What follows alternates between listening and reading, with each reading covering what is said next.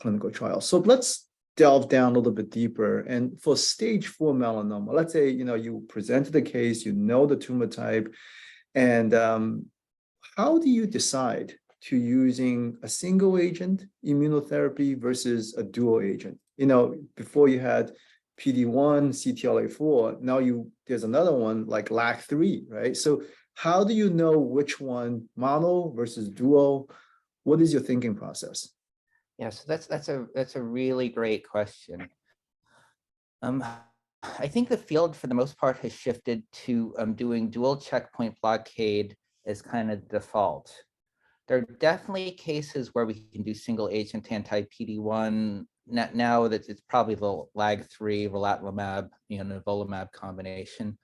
But that combination of ipilimumab and nivolumab, that's the regimen where we have very long-term data, now over 7 years, median follow-up showing that we're curing, a very significant proportion of patients. I'm going to push you a little bit, just asking you for stage 4 using this dual approach. What is the cure rate for stage 4 at this point? I'll quote between 40-45%. Yeah. Obviously not as high as we need it to be, but it's far better than where we were 10-20 years ago. Yeah, completely agree. I mean, I think this is a very important point. Like if you're looking at some of the AJCC data, they're having just published recently, just even for the stage 4, they're citing survivals only 24-25%. Obviously, that number is outdated, basically. So sorry to interrupt you. Continue. And you were saying, yeah. Yeah, so I think, the data again is strongest for that ipi-nivolumab combination. There are definitely people who don't need that very heavy duty immunotherapy regimen that has a significantly high rate of, serious side effects. Right? Agree. Yeah.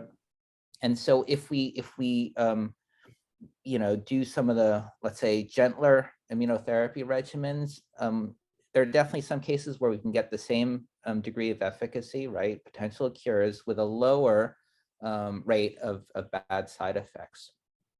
The way I would kind of conceptualize it, though, just for the audience, is we have the heavy duty immunotherapy, ipilimumab and nivolumab, kind of the default.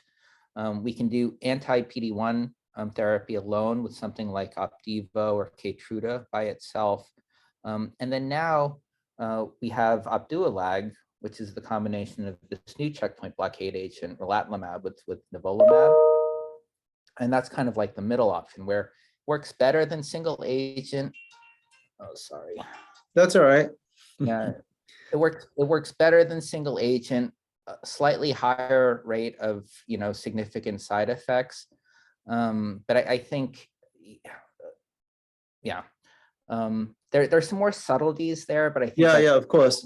I mean, I think this is why this conversation we're having is purely for educational purpose only, right? And because you have to look at the patient in front of you, you have to sort of see, just how healthy that patient is, the age. There's so many different variables. So